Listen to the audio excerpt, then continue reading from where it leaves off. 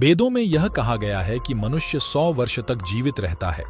इस भारतवर्ष में ब्राह्मण, क्षत्रिय एवं वैश्य वर्ण वाली द्विजातियां, शूद्र और म्लेच्छ रहते हैं। किस कारण से कलिकाल में ये शतायु नहीं देखे जाते? बालक, धनवान, निर्धन, सुकुमार, मूर्ख, ब्राह्मण, अन्य वर्ण वाले, तपस्वी, योगी, महाज्ञानी, धर्मात्मा, अद्वितीय पराक्रमी जो कोई भी हो, इस वसुधा तल पर अवश्य मृत्यु को प्राप्त करते हैं। इनके गर्भ में आने के साथ ही इनके पीछे मृत्यु लगी रहती है। इसका क्या कारण है? विधाता द्वारा निश्चित की गई मृत्यु प्राणी के पास आती है और शीघ्र ही उसे लेकर यहाँ से चली जाती है। वेदों यह वर्णित है कि मनुष्य 100 वर्ष तक जीवित रहता है, किंतु जो व्यक्ति निंदित कर्म करता है वह शीघ्र ही विनष्ट हो जाता है।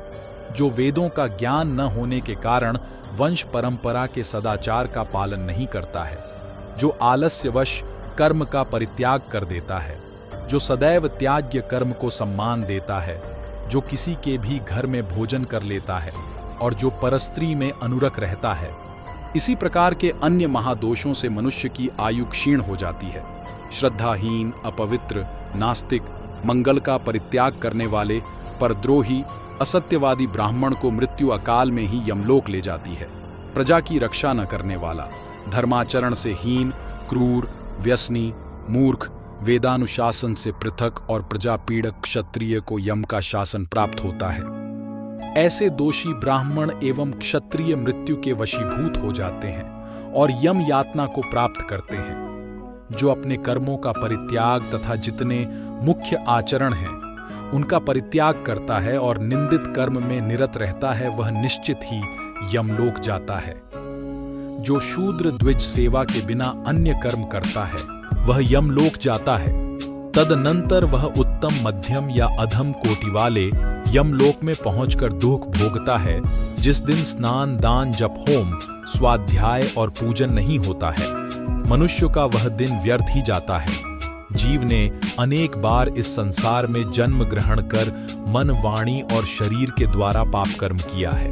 मनुष्य जन्म मिलने पर प्राणी को पूर्व सभी जन्म के पापों का स्मरण करके तप के द्वारा उन्हें विनष्ट करने का प्रयास करना चाहिए।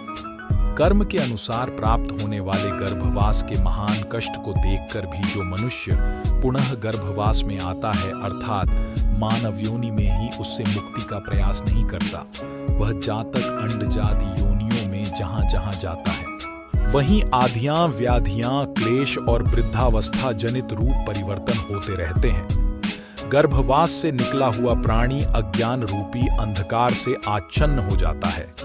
बाल्यावस्था में रहने के कारण वह सत्य असत्य का कुछ भी ज्ञान नहीं रखता है। यौवनांधकार से वह अंधा हो जाता है। इस बात को जो देखता है वह मुक्ति का भागी होता है। प्राणी चाहे बालक हो, चाहे युवा हो अथवा वृद्ध हो, वह जन्म लेने के बाद मृत्यु को अवश्य प्राप्त होता है। धनी, निर्धन, सुकुमार, कुरूप, मूर्ख, विद्वान, ब्राह्मण या अन्य वर्ण वाले जनों की भी वही स्थिति होती है। मनुष्य चाहे तपस्वी, योगी, परम ज्ञानी, दानी, लक्ष्मीवान, धर्मात्मा, अतुलनीय पराक्रमी कोई भी हो, मृत्यु से नहीं बच सकता है। बिना मनुष्य देह को प्राप्त किए सुख दुख का अनुभव नहीं किया जा सकता है। व्यक्ति प्राकृत कर्म के पाश में बंधकर मृत्यु को प्राप्त करता है। गर्भ से लेकर 5 वर्षक मनुष्य के ऊपर पाप का अल्प प्रभाव पड़ता है, किंतु उसके बाद वह यथा योग्य पाप के न्यूनाधिक प्रभाव का भागी होता है। इस प्रकार प्राणी को बार बार इस संसार में आना जाना पड़ता है।